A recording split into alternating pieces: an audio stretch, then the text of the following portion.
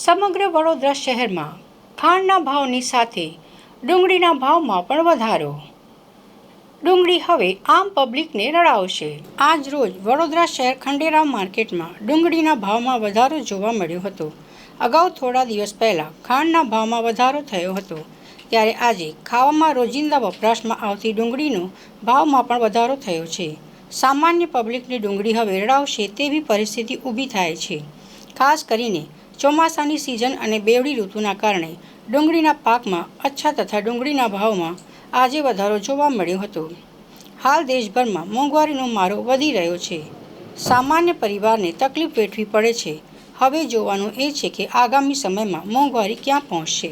અચાનકમાં વધારવાનું કારણ શું છે કે અડધો પાક બધો વરસાદમાં ડુંગળી વસ્તુ નીચે હોય છે એટલે બધી ફેલ થઈ જાય.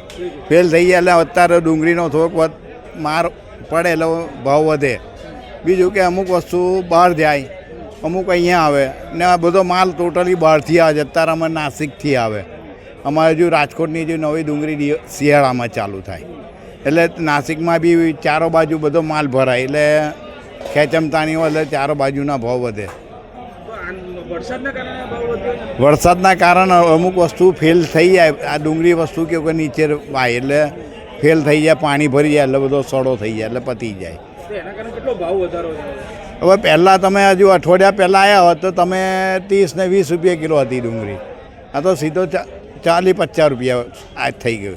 માલ બંધ થઈ ગયો એટલે અમને નુકસાન ખરું જ ને ભાઈ. ગરાકીમાં ઇફેક્ટ પડે થોડીક અમારે કે પેલો 5 કિલો જ લઈએ તો અહીંયા 2 કિલો પર આવી જાય, 10 કિલો લઈએ તો 5 કિલો પર આવી જાય. ના, ડુંગળી હોટલવાળો રાખવી તો પડે જ ને. હવે એના પૈસા ચડે, બીજું કશું હોતું નહીં કે સ્લાડના પૈસા ચડી જાય. એક ડીશના 50 રૂપિયા ચડી જાય સીધા તમારે. હજુ મહિના પછી તમારે બધું થાય કે ચાલો ભાઈ ઉઘા નીકળે, રાજકોટની ડુંગળી નવી નીકળે એની પર ડિપેન્ડ થાય. ડુંગળીના ભાવ બહારથી માલ આવતો નથી, અહીંયા માલની શોર્ટેજ છે એટલે સ્વાભાવિક છે ડુંગળીના ભાવ વધવાના જ છે. એવું નહીં, બજેટ ખોરવાશે તો ચાલશે. બીજી વધારે મહેનત કરી લઈશું પણ બજેટને નહીં ખોરવા દઈએ. ખાવા પીવામાં થોડી ચાલવાનું છે. બીજા બધા મોજ શોખ ઓછા કરી દઈશું. ખાવા પીવામાં તો બરોબર રહીશું ને. ડુંગળી ખાવી જરૂરી છે. હા, જરૂરી છે. સામાન્ય માણસને તકલીફ પડશે.